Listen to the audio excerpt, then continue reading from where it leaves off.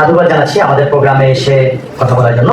এ পর্যায়ে আমি মঞ্চে ডেকে নিচ্ছি ডক্টর আতিক মোহাম্মদ মুজাহিদ, ডক্টর আতিকুর রহমান মুজাহিদ, ফাউন্ডার এক্সিকিউটিভ ডাইরেক্টর সিজিএস এবং বিশ্ববিদ্যালয়ের শিক্ষক।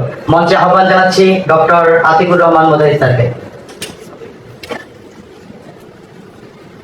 বিসমিল্লাহির রহমানির রহিম। রব্বি ইশরাহ লি সাদরি ওয়া ইয়াসসির লি আমরি। আমি প্রথমে কৃতজ্ঞতা এবং ধন্যবাদ জানাচ্ছি ইউটিএফকে। অসাধারণ একটা আজকে লঞ্চিং প্রোগ্রাম হচ্ছে। বাংলাদেশের একটা নতুন সংগঠন যারা বাংলাদেশকে জুলাই পরবর্তী বাংলাদেশের যে নলেজ সিস্টেম হবে সেটাকে রিক্লেইম করবে। আমাদের যেটা হয়েছে, আমাদের নলেজ সিস্টেমটাকে হারিয়ে গিয়েছে, এটাকে রিক্লেইম করতে হবে। নিজের কালচার, নিজের নলেজ সিস্টেম, এটা অন্য দ্বারা হেজেমনিক থিওরি ভাই এটা আমি কন্টিনিউশন করতেছি। আর একটা জিনিস আমার কাছে খুব ইন্টারেস্টিং মনে হয়, শিক্ষকের জিনিসটা সেটা মানুষ বোঝে না। দিস ইজ নলেজ, শিক্ষক, স্টুডেন্ট, মিডিল ম্যানটা হচ্ছে শিক্ষক। সুতরাং নলেজ সিস্টেম রং হলে শিক্ষক রং ডেলিভারি দিবে, ছাত্র রং তৈরি হবে। সুতরাং শিক্ষক ইউনিভার্সিটি শিক্ষক। হোয়াট ইজ ইউনিভার্সিটি শিক্ষক? ইউনিভার্সিটি শিক্ষক means who create knowledge. Thesis, antithesis, synthesis, মারামারি কাটাকাটি করে থিসিস করে একটা রিসার্চ করে একটা জিনিস বানায়। এরপরে এই নলেজটা যায় টেক্সট বুকে, দেন এটা সব লাইনে পড়ানো হয়।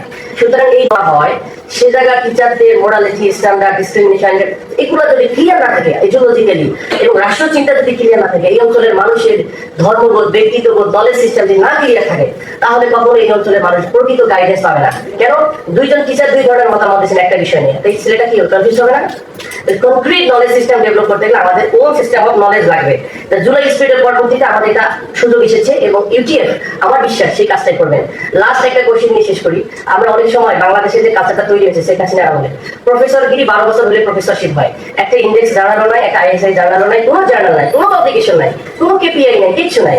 আমি যদি জিজ্ঞেস করি হু ইজ প্রফেসর, বেসিক্যালি প্রফেসরের সংজ্ঞা আসলে অনেকে হয়তো জানতেন, আমার কথাটা অন্যভাবে নিয়ে না, জাস্ট বলতেছি হু ইজ প্রফেসর। বেসিক্যালি যদি কোয়েশ্চেন করে অনেকে মিস করবেন। প্রফেসর মানে 12 বছর চাকরি করে প্রফেসর হওয়া না, ইউনিভার্সিটি ঢোকা মাত্র প্রফেসর না। প্রফেসর মানে হু প্রফেস দ্য নলেজ।